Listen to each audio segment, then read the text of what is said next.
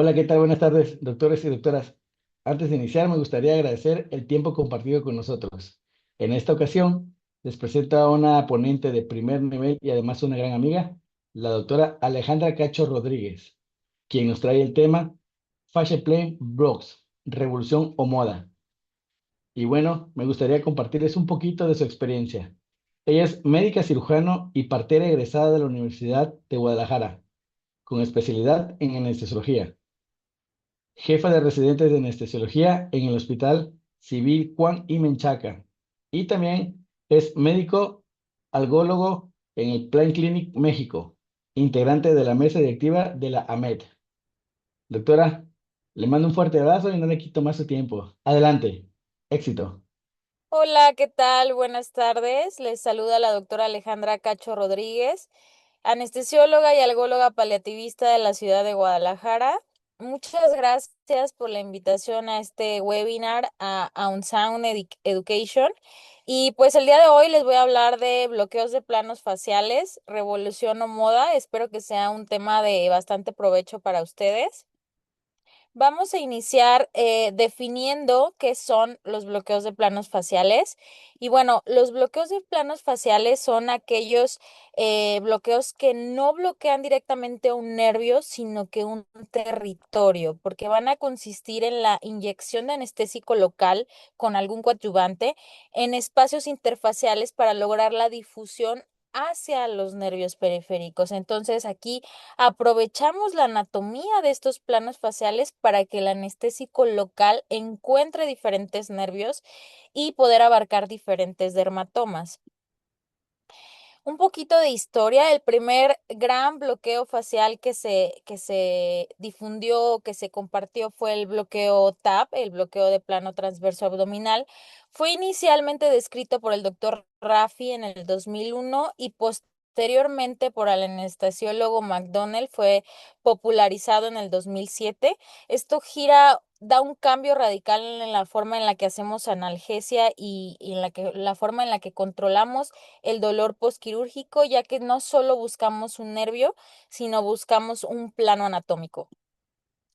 Eh, el contexto actual es que ha ido creciendo este tipo de bloqueos exponencialmente, sobre todo del 2015 a la fecha, ya que se ha dado la popularización del uso del ultrasonido. Ya cualquiera tenemos acceso a un ultrasonido.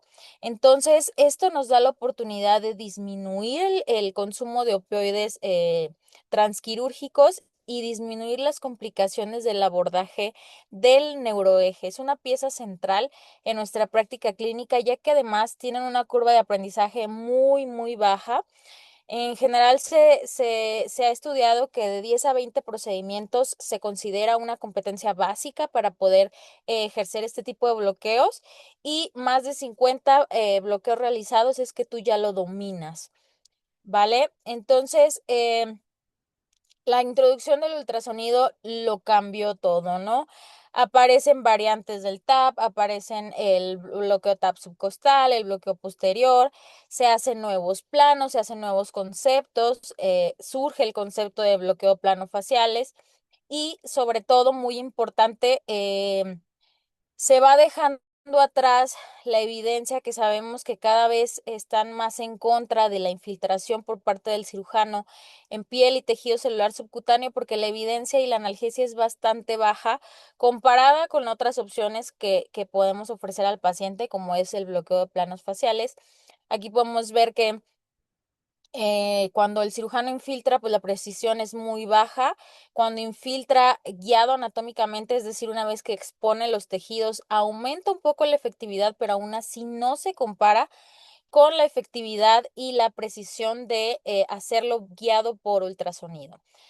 Em, ¿Por qué funcionan también este tipo de bloqueos? Bueno, a diferencia de los bloqueos de nervio periférico, como ya lo mencionamos, este tipo de bloqueo depende depende de que el líquido viaje a través de los compartimentos musculares y faciales para alcanzar un mayor ramo nervioso, ¿no? Entonces, un mayor volumen va a generar la presión necesaria para abrir estos espacios virtuales, permitiendo que el anestésico se difunda, por ejemplo, a niveles vertebrales distantes en el caso del ISP o por toda la cápsula articular en el caso del PENG. Entonces, la regla es que la superficie de contacto va a ser directamente proporcional al volumen inyectado. Esto quiere decir que si usas poca cantidad de volumen, pero mucha concentración, el bloqueo va a ser intenso, pero en un área pequeña, que no es lo que buscamos en este tipo de bloqueos faciales. Entonces, aquí queremos que sea mucho volumen a muy poca concentración para poder abarcar más dermatomas. Vamos a entrar un poquito en la definición de la técnica y definición de algunos bloqueos los más populares de planos faciales. El punto aquí es comparar cuál es el que tiene mejor evidencia, cuál es el que yo les recomiendo que integren a su práctica clínica sí o sí, que con el paso de mi charla vamos a poder llegar a unas conclusiones. Por eso la técnica y anatomía la voy a hacer bastante simplificada y bastante rápida, solo para mencionarles. Bueno, sabemos que los bloqueos de la fascia pectoral, PEX 1 y PEX 2, el PEX 1 ya casi no se utiliza porque el PEX 2 nos da mucha más cobertura. Y así van a ir viendo que conforme vamos avanzando, hay varios bloqueos que han quedado en desuso porque llegaron otros a dar un complemento mayor a este tipo de bloqueos.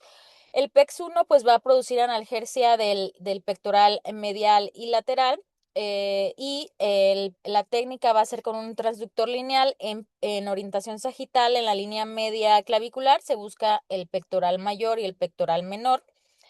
Aquí se desliza el transductor en dirección caudal hasta llegar a ver los planos pectoral mayor y pectoral menor.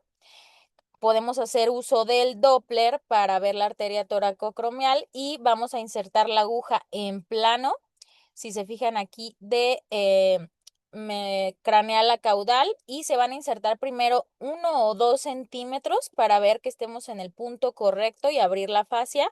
Y una vez que confirmamos que estamos en el punto correcto entre el pectoral mayor y el pectoral menor, entonces sí depositamos el anestésico local, que son de 15 a 20 centímetros de anestésico local con algún coadyuvante o simplemente el anestésico local. Ahora el PEX 2 que ha ido desplazando al PEX 1 porque es más lateral y va a bloquear adicionalmente los nervios intercostales superiores a través de la rama cutánea lateral. En este bloqueo tenemos que poner el brazo un poquito más en abducción ligera, y igual va a ser con un transductor lineal a nivel de la línea axilar anterior, a nivel de la cuarta costilla. Vamos a buscar la arteria torácica y vamos a distribuir el medicamento entre el pectoral menor y el serrato. Aquí vamos a entrar igual de de craneal a caudal, y primero abrimos la fascia con 1 o 2 centímetros de lidocaína o solución salina y posteriormente depositamos aquí es un poco más volumen, 20 a 30 mililitros de volumen, y aquí abarcamos hasta de T2 hasta T6. Y bueno, PEX 1 pues se utiliza para cirugías de mama menores confinadas a areola y pezón, pectoral medial y lateral es lo que alcanza a cubrir, y PEX 2 con un volumen de 20 a 30 mililitros ya nos puede alcanzar tanto para mastectomías, disecciones axilares, etcétera.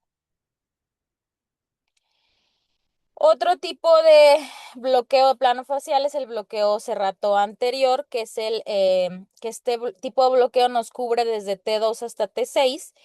Para la técnica vamos a colocar igual un transductor lineal en la línea media axilar a nivel de la cuarta y quinta costilla, que es más o menos a nivel de la tetilla, y vamos a ir desplazándonos hacia posterior, o sea, hacia atrás, hasta localizar el dorsal ancho y el serrato anterior.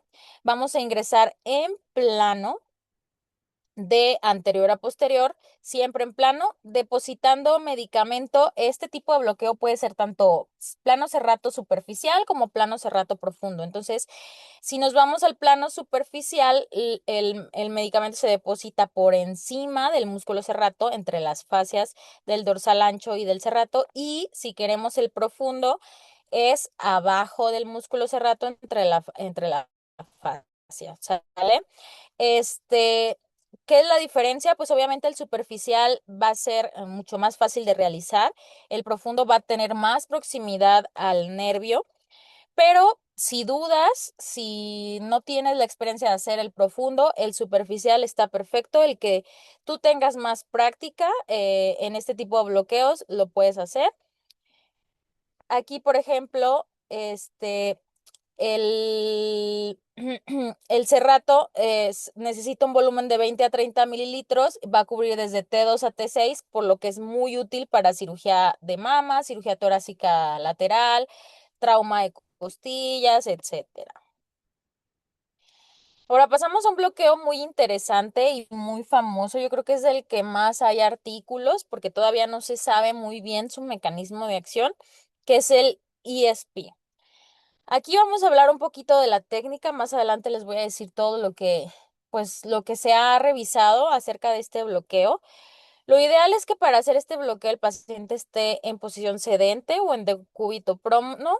Vamos a usar un transductor lineal y vamos a ubicar primero las apófisis espinosas, que recordamos que tienen la figura esta como el sombrero de brujita. Una vez que ubicamos las apófisis espinosas, nos vamos con el transductor hacia lateral. Aquí en esta imagen, aquí se ve cómo se mueve de las espinosas a la transversa hacia lateral con el transductor en horizontal, y una vez que ves la apófisis transversa ya mueves el transductor hacia vertical hasta que veas los tres músculos, ¿no? El trapecio, el romboides y el erector de la espina. Vamos a entrar de cefálico a caudal en dirección a la transversa, y vas a depositar igual 1 o 2 centímetros para abrir la fascia, y una vez que estás seguro que estás en la fascia de arriba de la transversa, vas a colocar de 20 a 30 mililitros de anestésico local. Muchos autores recomendaban chocar con la transversa y luego retroceder un poquito y depositar el anestésico local. Yo les sugiero, el hueso duele también, entonces yo les sugiero que no choquen, simplemente si no están seguros, depositen solución salina o lidocaína antes para ver si están en el espacio correcto, y ya si tienen que avanzar o retroceder, pues lo harán. Pero les sugiero que si están usando el ultrasonido, pues es precisamente para eso, ¿no? Para que estén directamente en las estructuras y no tengan que estar lesionando otras estructuras. Em, pues el ESP se puede hacer a distintos niveles. Hay muchos niveles desde cervicales hasta torácicos y lumbares donde se puede hacer el ESP, pero generalmente los más usados son los torácicos para cirugía de mama, cirugía de axila, toracoscopías, toracostomías, cirugía de abdomen superior. También se ha usado en cirugía de abdomen inferior, pero con evidencia un poquito más baja. Y aquí está, en esta tabla vienen los niveles o los volúmenes necesarios para si es una inyección única o si dejas catéter. Normalmente una inyección única necesita un volumen de 20 a 30 mililitros, y si dejas catéter es de 8 a 10 mililitros hora, ¿vale? ¿Cuál es la controversia del ESP? Es que sigue siendo eh, controversial el mecanismo de acción, si funciona por difusión, si difunde al espacio paravertebral, al espacio epidural, por distribución dorsal, ventral o incluso por el ganglio de la raíz dorsal. El doctor Chin hizo una revisión sistemática donde ellos mencionan que el efecto podría explicarse por modulación en la zona del ganglio de la raíz dorsal más que por simple difusión para vertebral. Hay otras revisiones sistemáticas del 2025 que dicen que sigue habiendo bastantes controversias en la propagación anatómica y que no hay consistencia del bloqueo de las ramas ventrales y dorsales. Entonces, no está completamente definido. Propone difusión paravertebral, posible efecto en ramas ventrales, posible efecto en cadena simpática. Otros estudios con tomografía y resonancia observan difusión en cadáveres paravertebral, intercostal, forámenes y hasta inclusive epiduralmente ocasionalmente. Entonces, ellos dicen que la distribución sensitiva sigue siendo inconsistente. No hay un estudio que diga a todos estos tuvieron difusión paravertebral, todos estos tuvieron difusión ventral. Siempre han tenido resultados diferentes.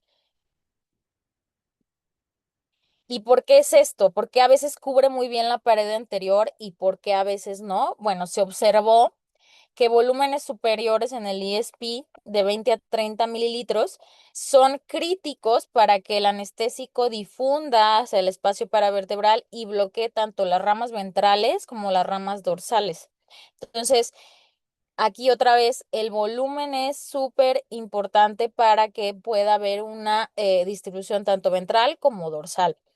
Hay un estudio del doctor Fetty Place en el cual dice que es mejor utilizar 100 miligramos de ropivacaína diluida en 40 mililitros que en 20 mililitros. Es un bloqueo sensitivo mucho más predecible y mayor seguridad para el paciente.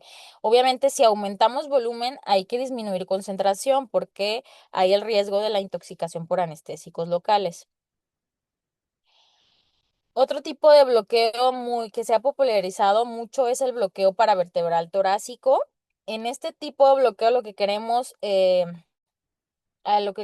llegar es a la raíz dorsal y ventral de las ramas espinales torácicas y a la cadena simpática para entonces poder dar una analgesia tanto somática como visceral.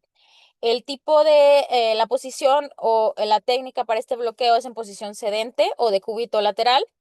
Em, Ubicas el nivel al que vayas a intervenir con un transductor lineal a 2 o 3 milímetros de la línea media en orientación parasagital. Si ven aquí, orientación parasagital, ves los músculos paravertebrales, la apófisis transversa y la pleura. La diferencia aquí es que con el ESP es que no, tu target no es la transversa, no es chocar con la transversa, sino que vas entre las dos apófisis transversas, entre el ligamento costotransverso y la pleura, entras siempre en plano, porque aquí como llegas muy cerca a la pleura, tienes que ver tu aguja todo el tiempo y depositar el anestésico local.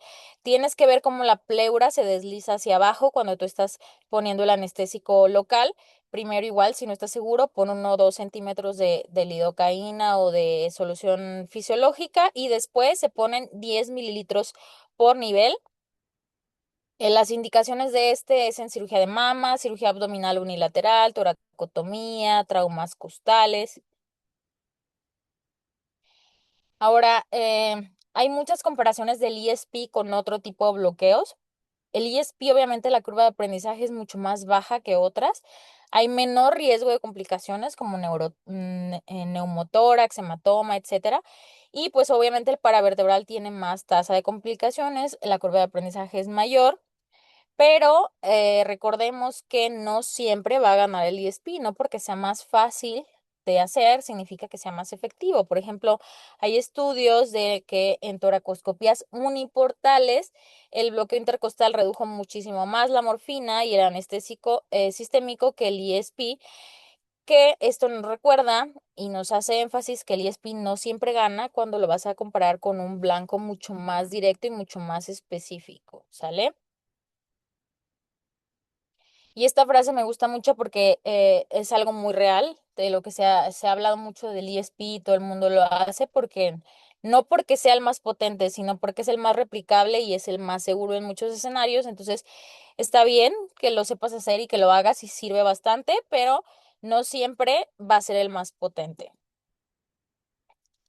Otro tipo de bloqueos que son muy comunes, pero que han ido también bajando su popularidad porque han llegado otro tipo de bloqueos mucho más efectivos, como el cuadrado lumbar, son los bloqueos TAP. El bloqueo TAP se han descrito muchas variantes. Una de ellas es el bloqueo subcostal. que se coloca el transductor lineal paralelo al reborde costal. Justo debajo del reborde costal, en una orientación oblicua, vas a encontrar el recto abdominal y el transverso. Aquí va a ser el objetivo. Entre el recto y el transverso del lateral a medial vas a insertar la aguja y vas a colocar de 15 a 20 mililitros de volumen por lado. Ahora, para el lateral, el TAP lateral, que ahí abarcamos de T10 a T12, vamos a colocar el transductor en la línea media axilar entre el reborde costal y la cresta ilíaca. Y el objetivo va a ser nuestro oblicuo interno y el transverso, la fase entre el oblicuo interno y el transverso, que este es el bloqueo TAP clásico, que nos va a dar analgesia para cirugía de abdomen infraumbilical o incisiones bajas. Y por último, el bloqueo TAP posterior. En este lo ideal es que el paciente esté en decúbito lateral. Tienes que colocar el transductor en el triángulo de Petit y vas a ubicar el músculo dorsal ancho y el oblicuo externo y el oblicuo interno, obviamente, y el transverso con una técnica de anterior a posterior, y vas a depositar el medicamento entre el oblicuo interno y el transverso y vas a ver que se va a ir un poco hacia el cuadrado lumbar también. Entonces, el lateral nos sirve para una cobertura de T10 a T12, el subcostal una cobertura de T6 a T9 y el posterior de T9 a T12 hasta L1 en algunos casos se ha visto. Y los bloqueos que les digo que han demostrado mayor eficacia, y sobre todo porque, sobre todo el QL3, la nueva variante del bloqueo de cuadrada lumbar, da analgesia visceral, entonces han dejado un poquito en desuso a los TAP, en el cual pues este tipo de bloqueos, el QL1 y el QL2, que fueron los primeros descritos, la intención es llegar a la fascia entre el cuadrado lumbar y el transverso abdominal, que puede servir para cirugías abdominales, hernias abdominales bajas, histerectomías, lápes, etcétera. Entonces, el QL2 no es más profundo que el QL1, es decir, no es más difícil de hacer que el QL1, es más posterior. Entonces, eso cambia su patrón de difusión. Se tiene que colocar al paciente en decúbito lateral. Aquí lo hacemos con un transductor convexo. En la línea axilar media, a nivel de la cresta ilíaca, se avanza hacia posterior y debemos ver estos músculos, ¿no? Se debe ver el cuadrado lumbar, el psoas y el erector de la espina. Se va a ingresar en plano de posterior a anterior, cubriendo la fascia del cuadrado lumbar y entre el erector de la espina. Hay que recordar que cerca de la apófisis el músculo cuadrado lumbar se va a observar más delgado y siempre, ay, perdón, aquí se regresó. Siempre utilicen este Doppler antes de insertar la aguja para ver las arterias lumbares en la cara posterior del músculo cuadrado lumbar o algún otro vaso para evitar chocar con ellos. Y el cuadrado lumbar siempre va a estar medial al músculo transverso. Y aquí van a ser los músculos erector de la espina, van a ser mucho más superficiales, ¿vale? El QL3, aquí en el QL3 el objetivo va a ser depositar el anestésico en el plano facial situado entre el cuadrado lumbar y detrás del psoas mayor, cerca de la apófisis de la vértebra de L4, normalmente de la vértebra de L4, y se cree que este mecanismo de acción va a difundir el anestésico local a través del espacio paravertebral, torácico y lumbar, y este tipo de bloqueo alcanza las ramas dorsales y ventrales de los nervios espinales, por eso proporciona un alivio mucho mejor que los otros cuadrados lumbares y que los TAP, porque da un efecto tanto somático como visceral. Entonces aquí vemos QL1 nos da de T10 a T12, QL2 nos da de T9 a T12, por eso QL1 pues ya no se usa porque QL2 abarca más de los que QL1 y es igual de seguro, y QL3 abarca desde T7 a L1, pero aparte da analgesia visceral. Por eso, si se tuvieran que aprender una técnica de estos 3, yo les recomendaría el cuadrado lumbar 3. Aquí es una comparación entre los que dan analgesia visceral. El ESP pues puede ser parcial y variable, el QL3 parcial y variable, la mayoría sí la da. QL1, Q2 no, TAP no y PEC y plano cerrato pues tampoco lo dan. ¿Cuáles son las ventajas de los bloqueos de planos faciales? ¿Por qué han ganado terreno en la práctica diaria? Bueno, porque hay menor riesgo de lesión nerviosa porque estás lejos de los nervios. Hay menor riesgo de punción vascular porque estás lejos de la mayoría de arterias y venas. Y menor riesgo de neumotórax porque realmente no son bloqueos tan profundos algunos. Hay una facilidad de la técnica, ya vimos que la curva de aprendizaje es pequeña y hay un menor impacto académico, realmente, un menor impacto hemodinámico, perdón, realmente los cambios o los efectos adversos que dan después de un bloqueo de plano facial, como las concentraciones son muy bajas, son mínimos. Es muy útil en pacientes anticoagulados, se respalda por las asociaciones como ARRA y asociaciones europeas. Podemos con un solo bloqueo abarcar varios sitios anatómicos o varios dermatomas. Hay menor falla catastrófica, es decir, estos bloqueos como no son para una anestesia quirúrgica, sino como para una analgesia, si llegaras a hacerlo con el volumen inadecuado o no en el sitio exactamente adecuado, realmente de todas maneras das algo de analgesia parcial, no como un bloqueo de nervio periférico o un bloqueo de plexo como un bloqueo de plexo supraclavicular, que si no depositas exactamente pues tienes riesgo de que el paciente tenga dolor durante la cirugía porque son bloqueos que se usan como anestesia quirúrgica, ¿no? Que nunca deben ser solos, siempre deben complementarse con coadyuvantes, analgesia multimodal, pero pues este es el menos riesgo, ¿no? Porque son simplemente como analgesia y si fallan, pues realmente dan algo, una cobertura parcial de la analgesia. Desventajas, pues menor precisión, no sabes qué nervio bloqueas, no son buenos para una cirugía muy dolorosa como técnica útil, única, y nunca los den como anestesia quirúrgica, es decir, ustedes no pueden poner un TAP, un cuadrado lumbar y así ya opérenlo. No. Obviamente tiene que haber una anestesia neuroaxial, una anestesia general, no sé.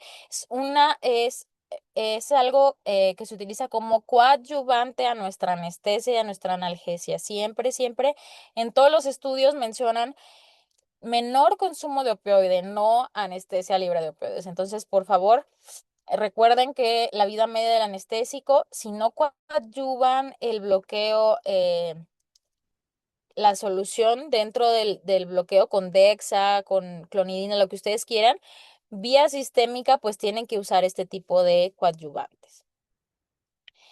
Dependen de gran volumen, eso sí, hay riesgo de toxicidad sistémica si usas malas concentraciones, si usas mucho volumen a mucha concentración, pues va a ser casi seguro que vas a tener una intoxicación sistémica, por eso tienes que usar poca concentración.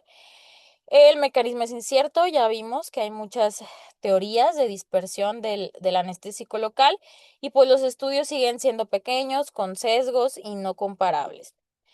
Pero bueno, ¿cuándo vamos a elegir este tipo de bloqueos? Cuando el paciente esté anticoagulado, está perfecto que utilicen este tipo de bloqueos, cuando el paciente tenga algo riesgo hemodinámico y cuando sea cirugía de pared, sobre todo mama, tórax, abdominal, son bastante buenos. El doctor Chin en el 2021 hizo esta revisión de los bloqueos de planos faciales y él mencionaba que el bloqueo, el dolor torácico no es solo cutáneo, no es solo somático, sino que proviene de muchas otras áreas como músculos, ligamentos, huesos, etcétera. Entonces, tiene acción sobre nociceptores periféricos, por lo cual el efecto sistémico de un bloqueo de pared no puede cubrir todo el mecanismo de dolor de una cirugía torácica, ¿no? Normalmente es muy, muy dolorosa. Por eso les digo que está excelente que lo integren a su práctica, pero no lo dejen como técnica única. Esta revisión del 2018 de la eficacia clínica del ESP menciona que funciona muy bien en cirugía de mama, en cirugía torácica, porque va a disminuir el dolor postoperatorio y disminuye el consumo de opioides. Otra vez, disminuye el consumo de opioides, no lo quita por completo, ¿vale? Ventajas, pues es muy fácil de realizar el SPI, ya sabemos que tiene mucho margen de seguridad, ya sabemos que ha crecido muchísimo precisamente por esto, porque es fácilmente reproducible y con pocas complicaciones. Y las limitaciones del ESP, pues hay una falta de ensayos clínicos robustos, hay que definir dosis. Si ven las dosis de 20 a 30 mililitros del ESP, pues 10 mililitros de diferencia es enorme, entonces hay que definir la dosis y la presión con la que hay que inyectar el anestésico local para saber cuál sería la difusión, la presión y el volumen que nos da una difusión tanto ventral como dorsal. No se ha llegado a una conclusión de si el ESP es mejor que el paravertebral, no se ha llegado a conclusión si el PEX-2 es mejor que el Cerrato o TAP versus otro, entonces eh, hay limitaciones en este tipo de bloqueos. Sin embargo, sabemos que pues funcionan totalmente. El ESP se comparó contra la epidural y vemos que el dolor el dolor quedó igual, mejoran el dolor tanto el ESP con el epidural, el consumo de opioides también disminuyó igual con el ESP con el epidural, pero en donde vemos diferencias es en los efectos adversos, hipotensión y otros como náusea, vómito, etcétera. El ESP tuvo muchísimo menos efectos adversos que la epidural. En este estudio que comparan el bloqueo de plano transverso con la infiltración de la cesárea por el cirujano, obviamente el TAP fue 3 veces más efectivo que la infiltración por el cirujano de la herida quirúrgica. Ya sabemos que este tipo de analgesia es la que menor evidencia tiene, entonces siempre va a ser mejor un bloqueo plano transverso que infiltrar piel o tejido celular subcutáneo. Y aquí también comparaban si era mejor en una dosis o en catéter. Vieron que no había diferencia si era un solo bolo o en catéter. Y aquí este paper que nos invita a explorar el lado oscuro de los bloqueos faciales es muy interesante porque menciona pues lo que ya sabemos, ¿no? Que no sabemos cómo funcionan exactamente. Muchos bloqueos son redundantes anatómicamente. Todos los cuadrados lumbares, bueno, pues la anatomía o el sitio de acción es muy parecido, muy cercano. Entonces, hay posible extensión a varios nervios, pero el mecanismo sigue siendo incierto y sobreinterpretado. Entonces, aquí nos invitan a decir que hay muchos nombres de bloqueos o están saliendo muchas variaciones de bloqueos, pero no es lo que tenemos que hacer, sino que estandarizar la presión, los PSI en lo que se tiene que infundir el medicamento, que es mucho más importante definir esto que sacar nuevos bloqueos. Ya sabemos que los bloqueos faciales funcionan, pero hay que definir las dosis y la presión a la que hay que administrarlos. Este estudio de Kasai nos recuerda que no todo nuevo bloqueo es innovación, a veces es una variación del mismo plano. El reto actual no es crear más bloqueos, sino entender mejor los que ya tenemos, obviamente hacer más ensayos clínicos, estandarizar volúmenes, técnica, etcétera. Este metaanálisis de la British Journal del 2025 mostró que los bloqueos de planos faciales no superan a la morfina intratecal en analgesia postcesárea, pero sí reducen el consumo de opioides y sus efectos secundarios. Es decir, no podemos dejar de hacer anestesia quirúrgica, anestesia neuroaxial, sobre todo coadyuvada con opioides en este tipo de cirugías, pero sí podemos hacer que con este tipo de bloqueos planos faciales disminuyamos el consumo de opioides y disminuyamos los efectos adversos. Los bloqueos no van a reemplazar a la morfina intratecal, pero lo acompañan. Ahora, algo muy importante que quiero que mencionarles es el dolor de rebote. El rebound pain es un dolor de rebote que, sobre todo en este estudio que hicieron de una toracoscopía de 3 puertos, que pusieron un bloqueo intercostal, que el bloqueo intercostal tiene una acción de un tiempo de vida relativamente corta. Esto va a favorecer el dolor de rebote porque falla la analgesia multimodal, la intensidad del estímulo de una toracoscopía es bastante alta, es muy dolorosa y la duración del anestésico local es muy corta.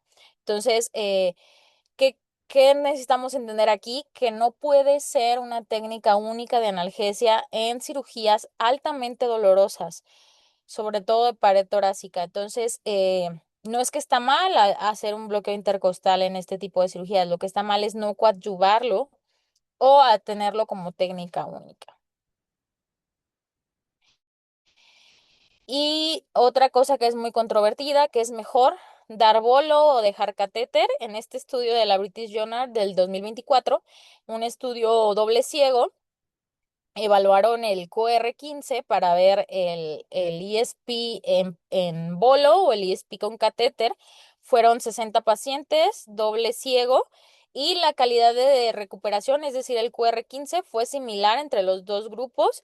El dolor, la escala de EVA en dolor y los opioides fue similar en los dos, tanto en el bolo o en el catéter, pero la náusea y el vómito fue menor en el que dieron bolos intermitentes. Entonces, no hay superioridad en la infusión continua versus el bolo. Las infusiones continuas pueden mejorar de distribución, pero no mejoran resultados clínicos relevantes. Entonces, aquí vemos algo muy importante, ¿no? ¿Vale la pena usar catéter en bloqueos de planos faciales? Pues como vemos que influye mucho el volumen, influye mucho la presión con la que lo hacemos.